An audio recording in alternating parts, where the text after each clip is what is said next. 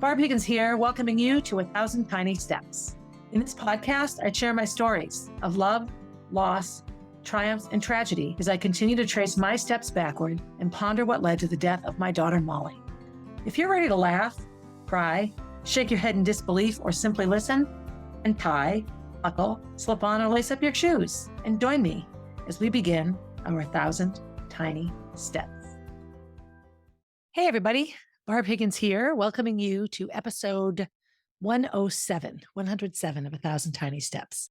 This episode will be a little different, although actually not at all. But I'm recording this on August 29th, and August 28th is a very difficult day for me. And I had thought of recording the podcast yesterday, but I was in a mindset where I didn't really want to think about anything. If you've listened to my whole story and listened to all the podcast episodes, then you know that August 28th was sort of the beginning of the several months leading up to Molly's death that I feel really solidified her death. And so as August marches along, which has never been a great experience for me anyway, August 28th just arrives and arrives and arrives, gets closer and closer. So it's August 29th, and I've done my please, Molly, come home. Molly, I miss you. Molly, I'm sorry, 8,000 times in my head.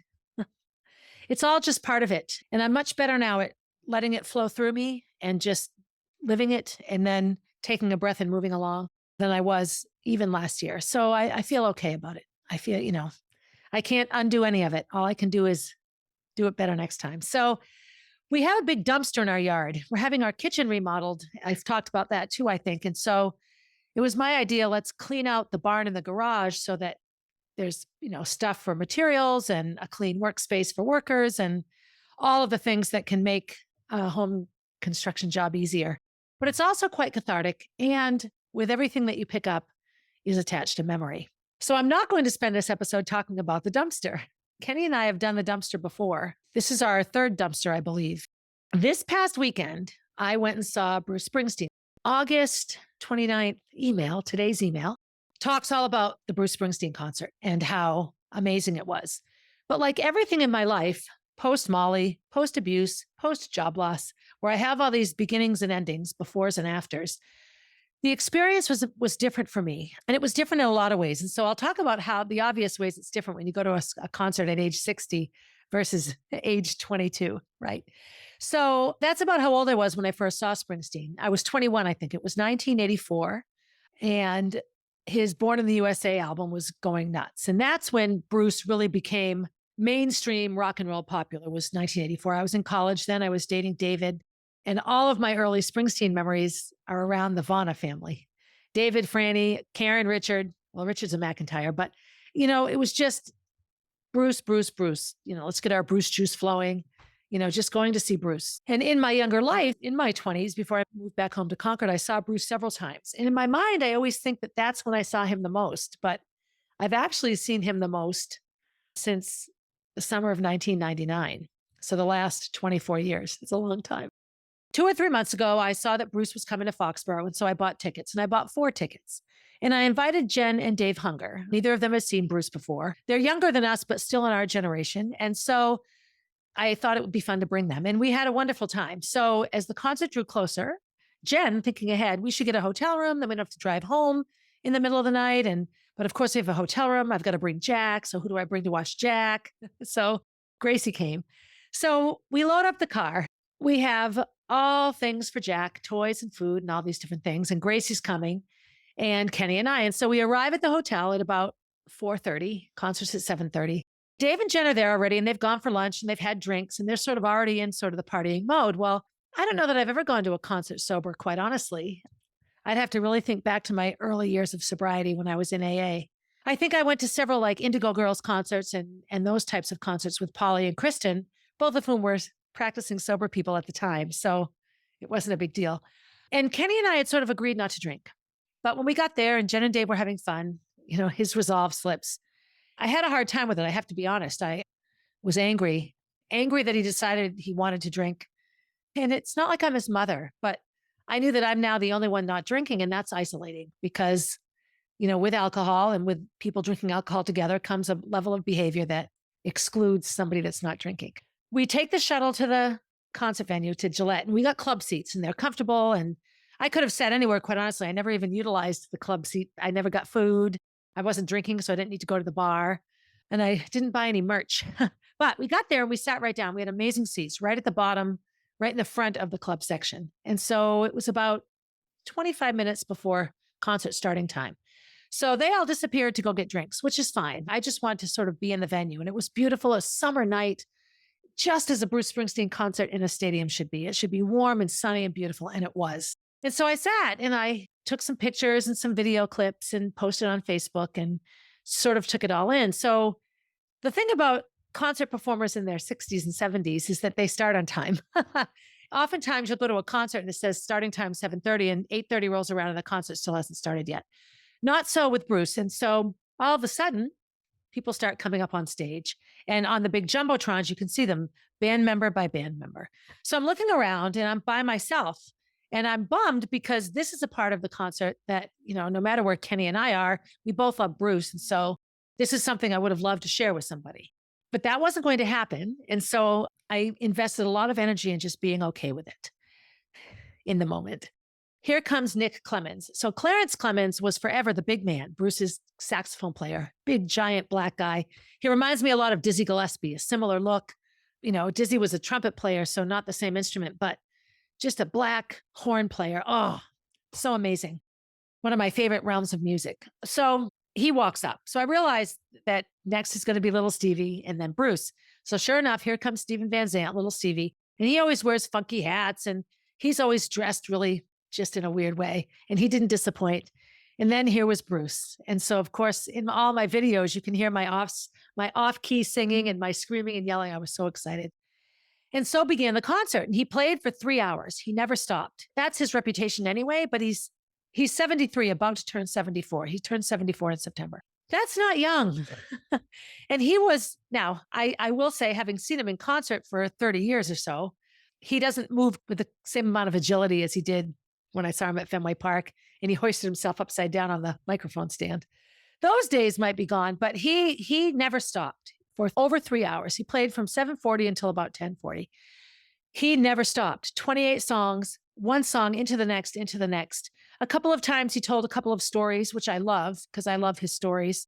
And sometimes he would have 2 or 3 fast songs and then a slow song. And I think he'd recover a little bit from the slow song, but he never stopped. He walked in through the audience in those front row seats. He just entertained.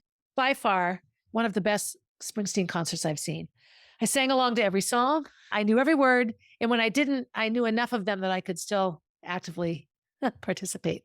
I felt bad a little bit because I wanted to spend the whole concert standing up. I never would have sat down, except a lot of people behind me weren't standing up. On songs that weren't quite so important to me, I would sit down. But when a certain song would come on, I would stand up and go nuts. So a couple of songs are special to me. Some of my favorite Springsteen songs are what would be considered B-side songs. This is when I knew I was a Springsteen fan way back when. In 1984, I bought the album Born in the USA. And so I listened to it front, back, front, back, front, back, over and over and over and over. So I knew every song on it, not realizing that for most people who don't buy the album, which is a lot of people who listened to the radio back then, they wouldn't know any of the other songs. They would only know the ones they heard in the radio.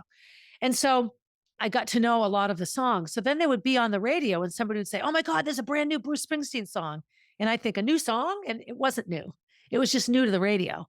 And so a lot of the songs that he played in the concert were quote unquote B-side songs, but some of musicians' best music are the B-side songs, not the ones that made it to the number one.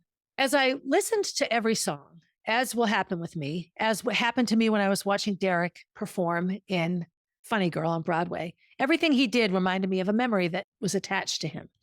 And every song that came on brought me back to a Bruce memory, especially some of these less known songs. The first time I took Kenney to see Bruce was a week after we had lost baby Gordy. And that was a story in and of itself because the day that we were scheduled to deliver, I had Springsteen concerts for us. And we had laughed about how I'd be big and pregnant and we'd go and see it and all this. And then we went through that process of losing baby Gordy. And so I had to deliver him on the day of the concert. And I remember going to Manchester, New Hampshire to a Ticketmaster office. Nothing was online then. You had to go and buy the tickets. I go there with my tickets and I explain, and I'm still carrying my no longer alive baby and saying that I have to deliver this baby. And I'm going to have to miss the concert. And the gentleman was so kind to me and he just swapped tickets for me. He had very similar tickets to the same show that was like a week later. On a Friday night in August, I went and delivered baby Gordy. And maybe 5 or 6 nights later, Kenney and I went and saw Bruce. And that concert opened with a song called Candy's Room. And I believe that this was the first Bruce concert I had been to since ending my relationship with David and moving back to New Hampshire.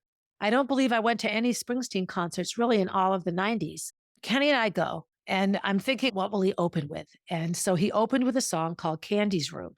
And it's now one of my favorite songs. And I think it's because it connects to that concert, the first time Kenney ever saw Bruce. And he was kind of a Springsteen fan, but not a major Springsteen fan, but he likes that kind of music. And so if you like that kind of music and then you watch him perform, you'll pretty much be hooked and really have a new level of love for Springsteen. So we had a wonderful time at that concert. He opened with Candy's Room, which isn't a super well-known song, but I loved it. We enjoyed the concert. And so began a series of concerts again and again and again that Kenney and I went to. So I believe we're up to about 12 concerts. So Kenney has seen Springsteen a whole bunch of times because every time he plays, I try to get tickets. And it's always a big, exciting thing when I do. So as I listened to Bruce play and pondered my relationship with this musician, it was very reaffirming for me, my ideas around the Molly B Foundation and really encouraging children who have suffered a traumatic event and the ability for the arts to play a helpful role in both healing from the trauma and learning how to incorporate your traumatized self into a quote unquote normal life, to learn how to carry the trauma with you and manage it. And you listen to any story that Springsteen tells when he's giving a concert and you hear it in his stories.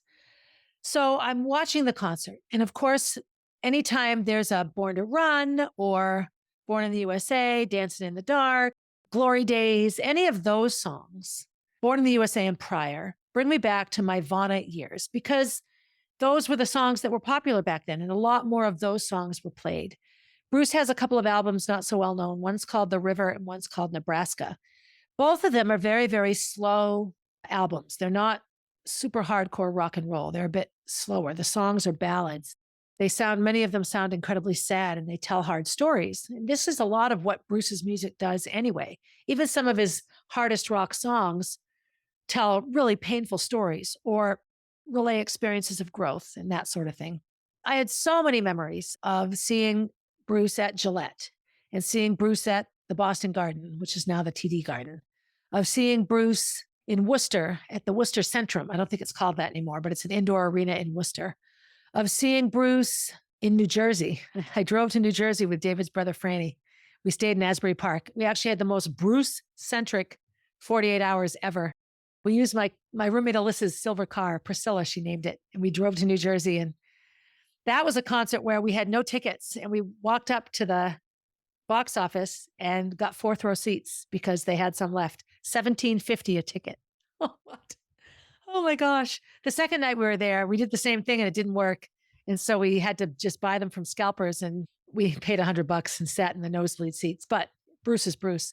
So those memories really, really came flooding back to me. My memories of before moving back to Concord, of running for Nike and being at BU and dating David, and then the breakup with David and the back and forth and the Sev years. And when I was teaching in Woburn and beginning to spend a lot of time with Sev, the Tunnel of Love tour came out. And this was such a different time for Bruce. He was going through a divorce and falling in love with who had ended up being his forever love, Patty. And, it was just, the songs were all different. And the whole thing just felt tumultuous. And so all those memories would come back as I'm listening to the songs.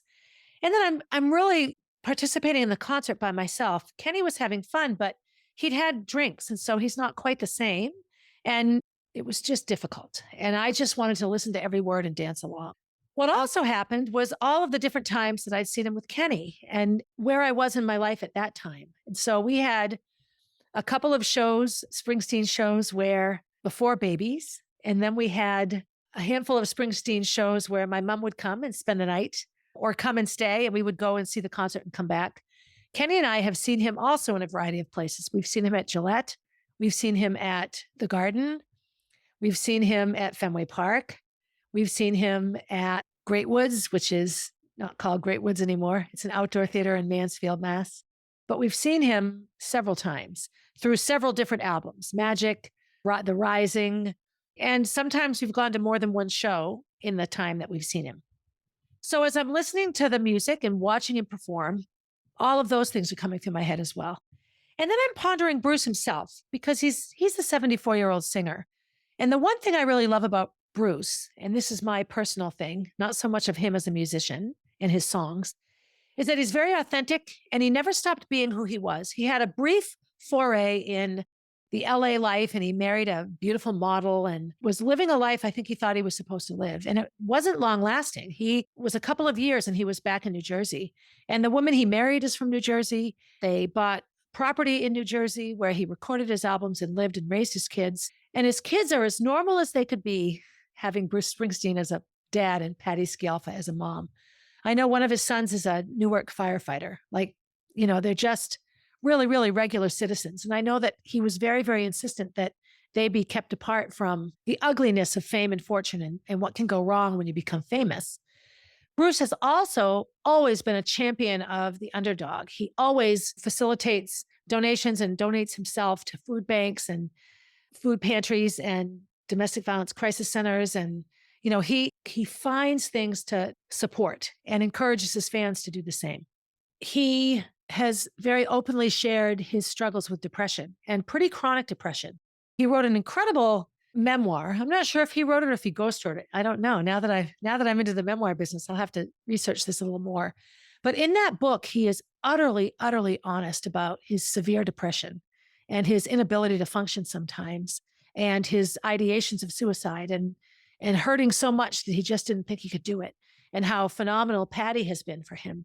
And he shares all this. And I remember at the time of the book release, there are always going to be people who criticize that or belittle it or make it a negative thing. And I just feel that the more we share our struggles, the more authentic our triumphs are, right? If we only talk about the triumphs, then we appear as this unattainable picture of perfection when that isn't true at all. And so I'm watching Bruce perform and I'm trying to really look for signs that tell me he's 74. And quite honestly, the main thing was he had this big set of stairs going up from the main stage down to a secondary stage, and then these ramps that went down to where the audience was. When he went up and down the stairs, I could tell that he was old. So if you watch people that are getting older, your hips and your knees become less mobile and less bouncy.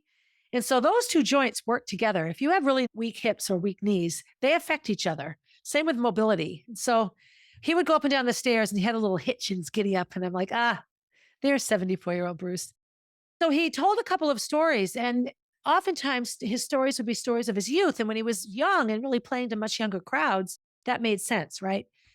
But he isn't young now. And if you go on my Facebook page and look at any of my sweeping video clips, you'll see that the people sitting around me are not young. There were some young people there for sure. But for the most part, I remember thinking, wow, all these old people like Bruce. And then I realized, okay, well, Bruce is an old person and I'm an old person. So this all makes sense. But he talked about a friend of his that had died. And I don't remember the specifics of who this was. It wasn't anyone in his band per se, but it was somebody in the industry and how his death just devastated him. And he wrote a song for him. And he goes, I wrote the song after he died. And it was this beautiful ballad about standing alone, as you start to lose people and they disappear from you, how you stand alone, but you realize that you're much closer, not only to the end, but to whatever the beginning is of the next phase. This very, very soulful song. It was beautiful. And then when he is in his several encore phase of his concerts, he introduces everyone on the stage, the E Street Band. And for the most part, the original E Street Band is intact. If somebody isn't in it, it's because they've died. The first person to die was his organist and accordion player. He played a bunch of instruments, and his name was Danny Federici. And Danny died in 2008 of melanoma, which is a really aggressive form of cancer that starts as a skin cancer on your skin, can really quickly take over your body. And when Kenney and I went in 2007 to the Rising concerts, we saw Danny played, and Bruce gave him this big goodbye because he was leaving the tour at that time to go for medical treatment, and we couldn't wait to have him back. And he never came back. I think he performed a handful of songs in one concert in Indianapolis, and then he passed away. And that was like, I remember thinking, oh my gosh, it's the beginning of the end. Like we've stepped into the age where people start to die. And even though it's sad, and even though 55 is young, it's not as young as 13. It's not a child dying or a young adult. He didn't talk about Danny in this tour, but he did a whole, as he was introducing the E Street Band and all the members that have been there for a long time. His saxophone player is who I said before, Nick Clemens, who is this amazing saxophone player, and he's the son of Clarence.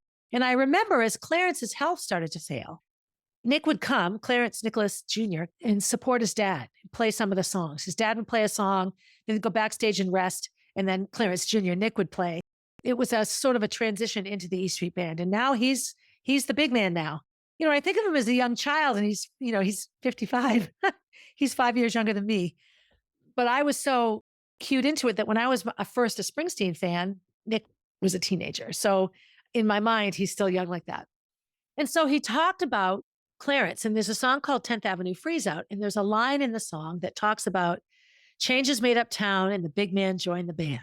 And everyone goes nuts. And in the song, there's a huge saxophone break right there. And so Nick played it. And they showed this whole slideshow of pictures of Clarence, young Clarence, medium Clarence, old Clarence. Clarence died. He was 69, I believe. When he died, had a stroke and then died, sort of from the ramifications of the stroke. But he had been suffering health-wise for a long time. So other than that, the E Street Band really remains intact. It was obvious to me that Bruce, as a human being, is in a different phase of his life, where he realizes now that the years behind him stretch much further into the past than the years ahead of him stretch into the future. And at 74, he could go at any time and it wouldn't necessarily be considered young. Lots and lots of people die in their 70s. His sharing and his soulfulness and his gratitude around the fact that he gets to do this is ever more present in his performance. And this resonated with me. I spoke last week. In last week's episode, I talked about change and how difficult it is for me, and how the season changes are hard for me, and how the month of August is hard for me. And I believe that I've seen Bruce in concert in the month of August several times. And so it was like a lotion to me. It was like a soothing salve. It was like aloe on a sunburn. Being in that crowded stadium, staring at Bruce for 3 hours, singing along, feeling the breeze, looking at the stars, enjoying the summer sky. It was really just exactly what I needed. So I will point out here that in the years right after Molly died, there were 2 or 3 times that Bruce toured. And Kenney would say, let's get tickets. And no way. Nope. No desire to go to Bruce. That's how damaged I was. And when I finally did go, I went with a couple of friends of mine. So Deb Stanley and her husband, Tom, and we went and saw Bruce at Gillette as well. And I enjoyed it, but I was anxious most of the time. And I do remember that there was a lot of songs I didn't know. And I wasn't in a place where I could just enjoy Bruce. It was really hard. That was a really hard concert. Thank God it was Deb and Tom, because they were wonderful. And we could sort of be there for each other. That was August 26th, the concert. August 27th, I come home. My beautiful sister Eleanor came and spent the day. And I can talk to her about these kinds of things as well. She lost her dad at age 13. And even though he was elderly and she knew that he would die, you're never ready for it when it happens. And so we just talked a lot about life and the changes and what an upheaval change can feel like and change can bring. Bruce also talked about how important music was to him. What did he do when his friend died? He wrote a song. And this particular share of his in the concert really got me to thinking about Molly and how if our souls know on some level that the end is near, the number of stories of children telling their parents, I'm not going to live a long time, mommy, or I'm going to die young, daddy. These stories are not few and far between. They happen a lot. And so many of the conversations I had with Molly in the weeks and months leading up to her death give me chills now to think back on them, because they just all indicated change at a soul level for her and a level of questioning and understanding and thought that didn't make sense for a 13-year-old girl. But I know that for Molly, so much of her salve, things that made her feel good, were theater. We're going and being with her drama friends and her theater friends, of getting up on stage and being someone else, of memorizing the lines and learning the songs and performing with everybody and celebrating when it was done, and having this little microcosm, this little community within your life that was a place you could go and feel safe. She loved it. It was incredibly important to her. The dance piece was important to her as well. It was the same thing. She had her school friends and her theater friends and her dance friends. And these were 3 communities in which she felt safe. And listening to Bruce talk about what's behind the songs he writes. As I've said before, all of his songs tell stories, either his own or social stories or historical stories. And they all have angst in them, and they all have struggle and then triumph from struggle, or struggle and sadness from struggle. And when you listen and really listen to the lyric, they paint a picture for you. And the arts for Bruce saved him. And he'll say that. He got a guitar. In his own words, his dad used to say, "You and that goddamn guitar." But that goddamn guitar was what brought Bruce life. And he joined a little band with his friends and he became Bruce Springsteen, right? So I look at the Molly B Foundation, which is like big in my head right now because I have to stay focused on it. This is a time of year, the end of August. I know by the time you're listening, hopefully I won't feel this way, but today on August 29th, I'm consumed with the fact that Molly loved school, the fact that she should be setting up her dorm room for her junior year, the fact that Gracie should be living in the town Molly's at college in, and that they should still be connected. I'm looking at the posts on social media of parents who say, "Oh my God, how do they turn 20 already? They don't talk to me anymore." Well, okay, and I'm like, I'd love my child to be 20. Like these things never really dissipate for me. And I realized that the way that I'm now finding solace in these, of course, is through CrossFit, participating in coaching. That's my art. That's my performance. That's my music, right? I can move my body in ways that, make me feel better. But I realize how important all of that is really to mankind and humanity in general, humankind, people kind, that music is a very natural piece of our reality and nature and movement and all of the elements of nature, water and air and fire and all the things that meet our most basic levels of need emotionally and spiritually and physically and mentally. All of these needs can be addressed through methods of the performing arts, whether it's creating a sculpture and entering it in an art show or singing a song on a stage or acting in a play or painting a picture or writing a poem or writing a book. All of these things made me ponder in my own life, people that I know, specifically people related to the loss of Molly. And I look at some of her closest friends and how hugely involved they remain in their performing arts. Megan is still actively dancing. And Keisha and Derek are both active in theater and the performing arts. Casey has just taken her talents and she's worked for and performed in and performed for amazing theater companies and TV companies. And she's in London now. Like, talk about just taking advantage of it. Do I think this is because of Molly? No, that's not my point at all. But I look at the people that Molly felt the most comfortable with, and they live their lives through the arts. They live their lives through their expression, which brings me back to my trip with Gracie a couple of weeks ago to Florida for her audition and how she really tanked on the audition. And it really affected her. She's had a few really hard weeks of self-exploration and self-question. Again and again has said, the best part about that day was I got to dance. I haven't danced in a long time. And so for 45 minutes, I was able to dance. And it really drove home to me that part of the reason I think Gracie's had a tough year is that she's not dancing. She isn't doing anything in the performing arts. She's been working and she's been working out. But the piece of her life that I truly think provided a lot of solace in the wake of Molly's death, provided a lot of solace as a child when she didn't feel accepted or popular, was the dance and a little bit the theater. Those things aren't in her life right now. For now, I think that will change. So that was my weekend. And now I've made it beyond August 28th and my day of doom in terms of poor decision-making and starting a ball rolling down a hill that would quickly get out of control and unable for me to stop. And I can hopefully head from August into September. And when you listen to this, feel a lot better than I feel right now. So anyway, I would love to know, I keep asking, so I'm going to keep asking until I hear more and more answers. Who do you love? Who is your musical love? If you could go to a concert tonight, who would you go see? Feel free to answer this like on my Instagram page, message me on Facebook, or send me a text message if we hang out. You can always email right off of the website. I would love to know, who is your go-to band if you have one? Whose music that you could put on and play even when you can't stand music and be okay? And I will say, I was so broken after Molly that it was impossibly difficult to listen to Bruce because it made me feel too much because I relate to so many of his songs. I'm going to finish this episode and I'm going to go put more dump in the dumpster. I hope that the end of your August into September was good. I hope that you're enjoying your September now. The weather here in New England can be beautiful this time of year. So I hope wherever you are, the weather is lovely. By the time you hear this, actually, when you hear this, I'll be in Florida again at Disney, just for a vacation before the kitchen renovation begins. Yeah, welcome back to school if you're a teacher. As the fall comes, be good to yourself. Go buy some mums or pick some apples or take a walk in the colorful woods.